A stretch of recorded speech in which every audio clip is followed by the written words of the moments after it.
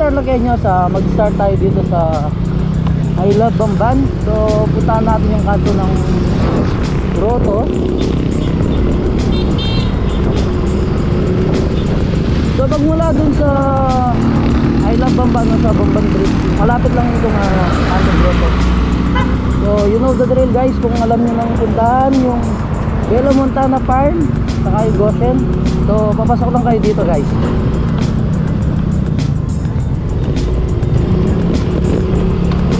So yun no, Tarlaqueños, diretso lang tayo, gamalagpasan natin yung Goshen at saka yung Bella Montana Farm.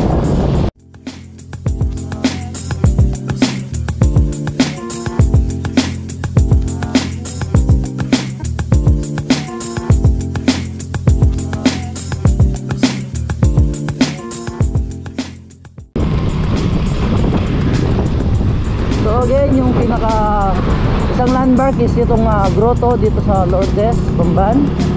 So marami na rin mga bikers.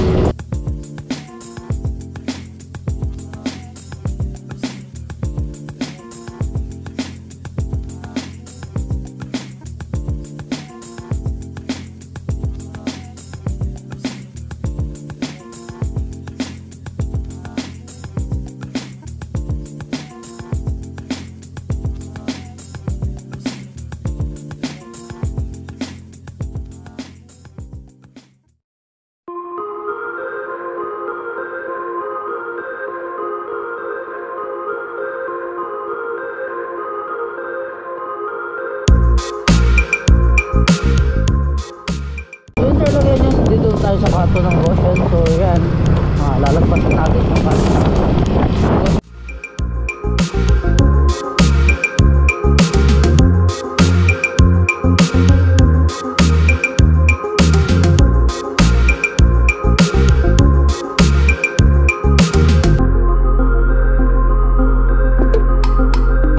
So yun no, Tarlaqueños ulit. So isa sa pinaka-landmark papuntang Gazebo View Park, itong tulay dito sa Bamban. So yung tulay, so iikot lang kayo sa pinabungan is may hamskat then sa dulo may hamskat. Baka hindi nyo guys. So diretso lang tayo.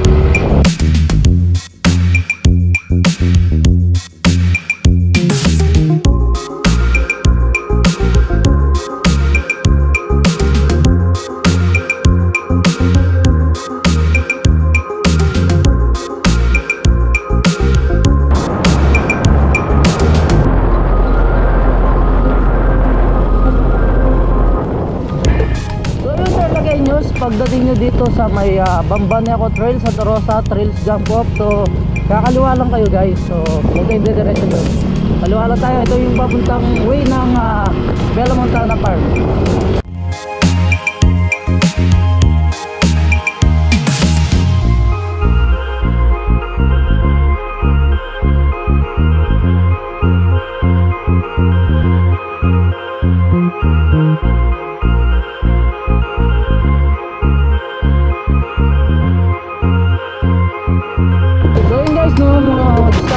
Sa pakaliwa sa taas nyo, so ito yung paakyat ng Bella Montana Farm. So lalagpas pa tayo dito.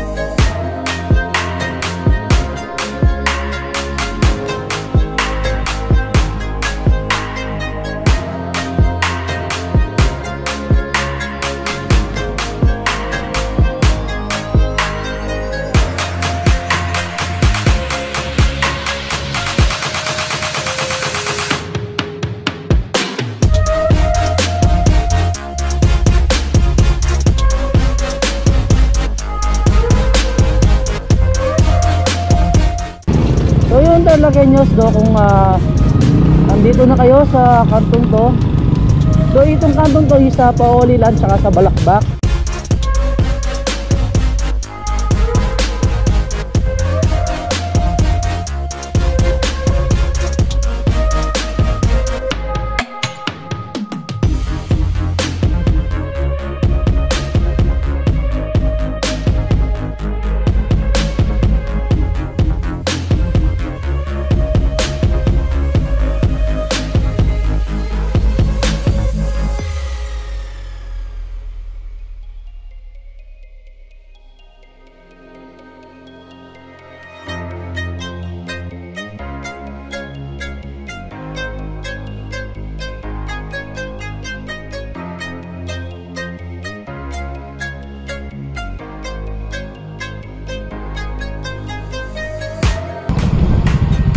Oh, yun. So, ito na nga yung ano guys, no? Papuntang Sitio Balakbak. Medyo rough road. Sige sir, muna na. Yun nga sir, nga ano talaga nyo, pinauna ko na si Sir Erico. So, Kalbutan Farm, Natural Spring Pool. So, magkikita natin doon yung para spring siya. So, dinadayo din to ng mga biker. So sana kayanin ng mga motor namin. Saka sana hindi malalim yung tubig na dadaanan. So first time namin pumunta guys, hindi namin alam kung makakadaan yung motor. So magmula dun sa kanto hanggang dito sa Sitio Balakbak is nasa ano lang 3 to 5 minutes. So daan-daan lang kayo kasi hindi masyadong kita yung ano, yung pinaka papasok na maliit lang yung pinaka signage. So paalala lang sa lahat ng nakamotor, yun nga, upload talaga siya, medyo madugulo yung labanan. So I think itong Sitio Balakbak is nasa ilalim siya ng Bella Montana Farm. So San Vicente, Bambantarlac din yung pinaka ano niya, pinaka address. So medyo mahaba yatang rough road to guys. So update ko kayo guys pag medyo malapit na tayo.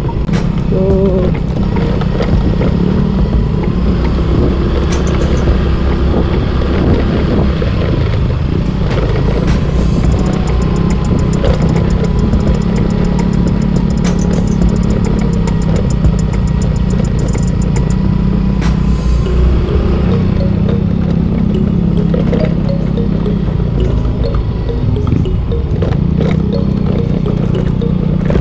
ayun guys, no, may mga parkingan dito. Siguro kung gusto niyo mag-hiking, ito yung starting point or yung jump off ng Balakbak Nature Spring.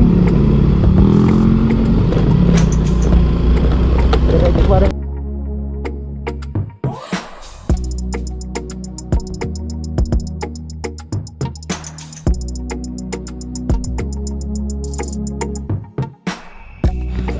So yung Tarlaqueños, no, bali nag-stop kami dito sa may tubig. Sabi ng mga taga dito sa mga kapatid natin is iwan na lang natin dito yung mga motor natin kasi bawal na dong mag-park.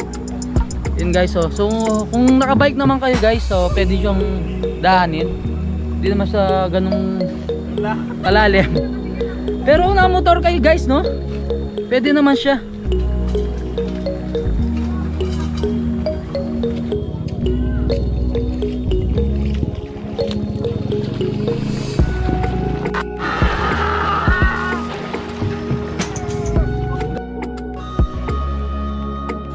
Yun guys, no, pinaka tour guide namin ngayon si, ano pangalan mo?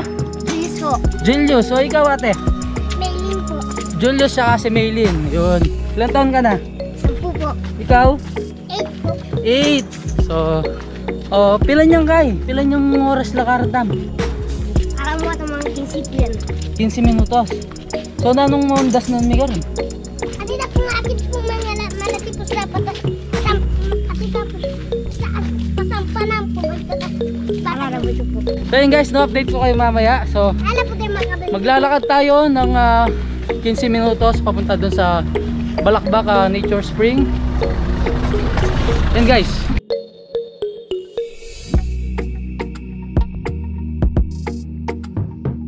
So yun talaga niya no, pag nandito na kayo sa daan na to. So ito yung papuntang Sitio Kalbutan, dun sa may swimming pool or yung tinatawag nilang batsa-batsa. So dito yung bagong bukas guys, yung Balakbak Nature Spring.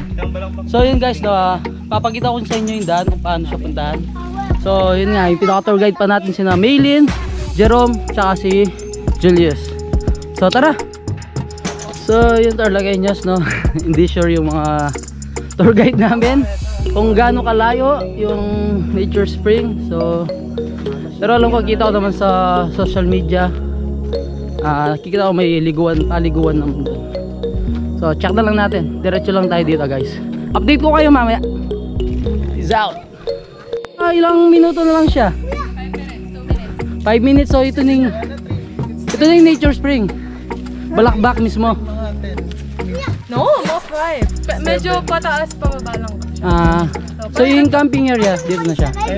Okay, thank you po. Okay. Oo. Wala lang candy. Bagong bukas pa lang to na sir. So kailan lang binuksan sa publiko sir?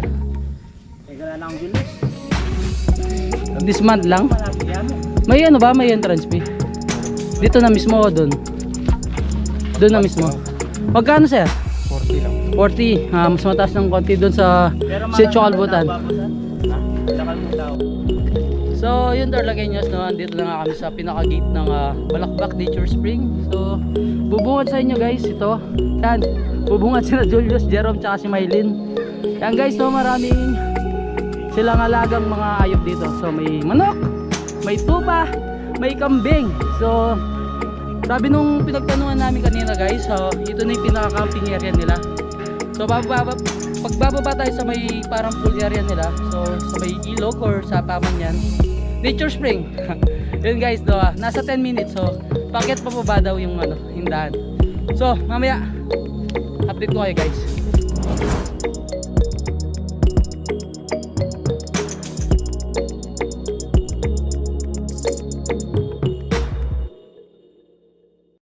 Hello po ma'am, good morning. Good morning ma'am. Ma'am, ito yung pinaka Balakbak Nature Spring. Pero kanya po itang kahit ang peka-pool na. Kapilan niya pa kain ni ma'am? 1 week ya pa kanya. Mag-start sa niya Sabado. Higit keping kang kaya kang social media. So hindi pala yung chinat me na pwedeng milobing motor kasi kitang kaya, bawal eh. Basta midaran niya kitang sapa, pwede yan. Pwede yan mama, so huli ko na yung motor nga rin.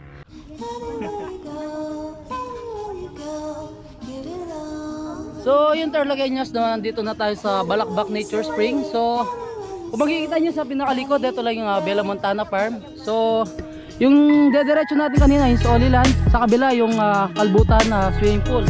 So halos magkakatabi lang sila guys. So isang barangay lang sila, San Vicente, Bamban, Tarlac. So iba-ibang sitio lang sila. Yan guys, so update ko kayo mamaya guys pag nandun na tayo sa paliguan nila.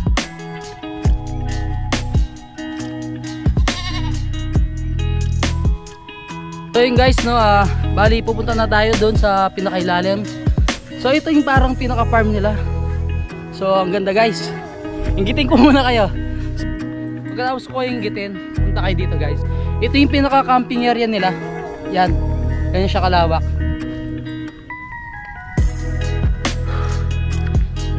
Sobrang sarap lang sa pakiramdam kasi napaka-fresh ng hangin. Siyempre kahit nandyan yung araw, pero malamig yung klima guys. Tindahan na. Kaya kami po itang kain ang ating nalasibahan ng mga tindahan. So yun talaga nyos bali magawa pa lang sila ng agdan pababa dito sa Nature Spring. So yun guys, nasa 3 to 5 minutes yung lakaran. Kung mabilis kayo maglakad siguro. So update ko kayo mamaya. Kasama ko pa rin si Sir Erico. Sir Erico ng Travelog TV. So kindly subscribe po yung mga videos ko sa Travelog TV po. Yan guys, Thank you so much. Don't forget to subscribe to his channel guys. Lagi natin nakakasama si Sir Erico. So first time natin nakasama si Sir Erico sa Batchawan. So yun nga, sa Batchawan dun sa Kantong Pag-asa sa Bamban din. So kanina kasama ko rin siya sa Gazebo View Park. So hindi ko lang siya na-interview. Ito guys, no, update ko kayo mamaya. Oh. So yun guys, no, hindi naman ganun kapangit yung daan, tsaka hindi ganun katirik. So ginawa na nila itong mga hagdan para hindi kayo mahirapan maglakad. Yun guys, update ko na kayo. Update ko na lang kayo mamaya dun sa pinakailalim, no. Medyo madulas tayo. Ano nangyari sa atin sa Hansap Twin Falls. So yun, no, Tarlakeños, napakaganda ng daan nila. Yan, may sarili na silang CR dito. Yun siya. Yun. So yung Tarlakeños, no, meron din silang mga upupuan dito. Yan. So yun. Ito, kalikasan to. Yung tubig nang gagaling dito sa Sibol papunta sa taas, so pababa dito. So yun yung pinaka-tubig guys.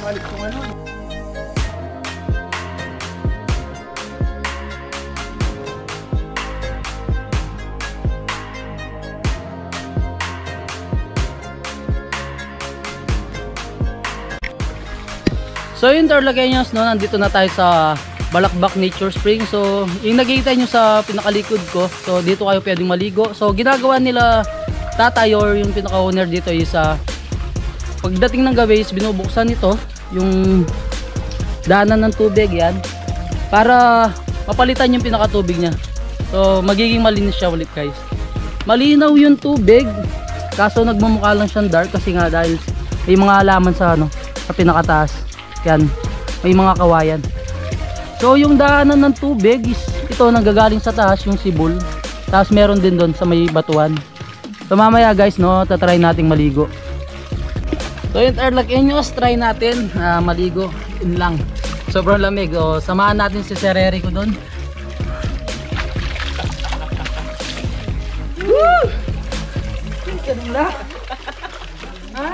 Cemento din eh. Walang swimming Iyo pool. mo.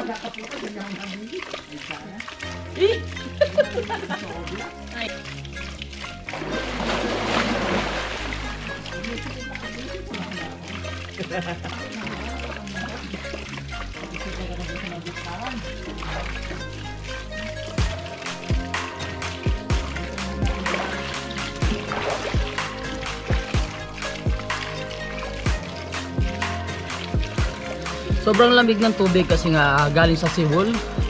Siyempre lalo na sunabayan ng malamig na klima. So tayo, so saan nyo guys, no, lalamigan kayo.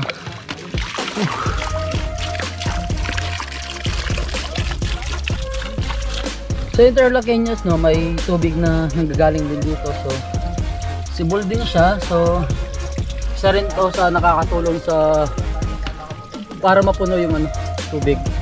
Yung Tarlakeños, no, hanggang dito na lang. Mag-outro na ako. So don't forget to subscribe, like, comment, and share this video kung nagustuhan nyo guys. So comment lang kayo sa description kung saan nyo gustong ipasyal ko kayo dito sa Tarlac. Huwag nyo rin kalimutang i-subscribe si Sir Erico ng Travelog TV. So supportan natin siya guys, no. Magkikita nyo pa siya sa mga next vlog natin, nakasama natin siya. Yun guys, thank you. God bless.